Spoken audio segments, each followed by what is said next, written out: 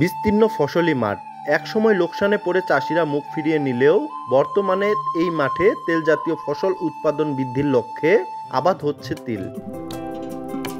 খরচ ও রোগবালাই কম এবং তেমন পরিচর্যার প্রয়োজন না থাকায় নতুন করে পঞ্চগড়ের ধাক্কামারা ইউনিয়নের নহুলিয়াপাড়া গ্রামের 25 বিঘা জমিতে আবাদ হয়েছে তিল। গত কয়েক বছরে তিল ফসল আবাদ আশঙ্কাজনক হারে কমে আসায় সম্প্রতি বাংলাদেশ কৃষি গবেষণা ইনস্টিটিউট ঠাকুরগাঁয়ের সহায়তায় তিলের আবাদ বাড়িয়ে ঘুরে দাঁড়ানোর স্বপ্ন দেখছেন এখানকার চাষিরা। আগে আমরা তিল করতাম, তিল করার পরে অনেক কৃষক তিল করছিল, করার পরে তিল বাজারে নিলে বাজারে তিল বিক্রি হয় না, বিধায় পরে আমাদের অন্য আবাদ আসলো আলু, যেমন আপনার ওই যে বাদাম। তখন আমরা তিলের আবাদটা ফেলে দিয়ে আমরা বাদাম এবং তিল বাদ দিয়ে বাদামে আর ভুট্টা মরিচে চলে গেলাম। এখন আবার দেখা যাচ্ছে যে তিল ভালো হবে, তো এই তিল আবার এখন আগামী দিনে বাঁচে থাকলে আবার আমরা তিল করব।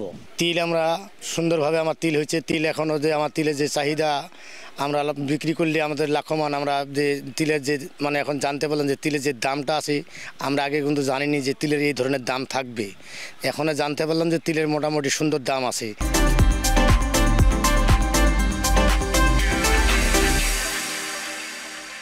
প্রথম তিল করা হচ্ছে, মানে তিল করে আর কি মনে করেন ভালোই চলতেছে। আমাদের দেশেও চাহিদা রয়েছে, বিদেশেও চাহিদা রয়েছে। বর্তমানে তিলের দাম ক্রমমান বৃদ্ধি হয়, এখন তিল করার জন্য কৃষককে উদ্ভাবন করা হচ্ছে। এদিকে তিলের আবাদ বৃদ্ধি করতে এবং হারিয়ে যাওয়া ঐতিহ্য ফিরিয়ে আনতে চাষিদের সকল ধরনের সহায়তা করা হচ্ছে বলে জানান বৈজ্ঞানিক কর্মকর্তা।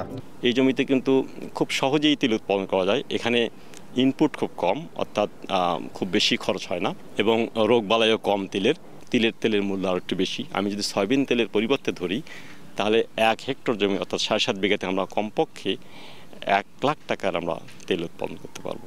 সাশ্রয় করতে পারবো বৈদেশিক মুদ্রা। পার্টনারিটি প্রকল্প আছে।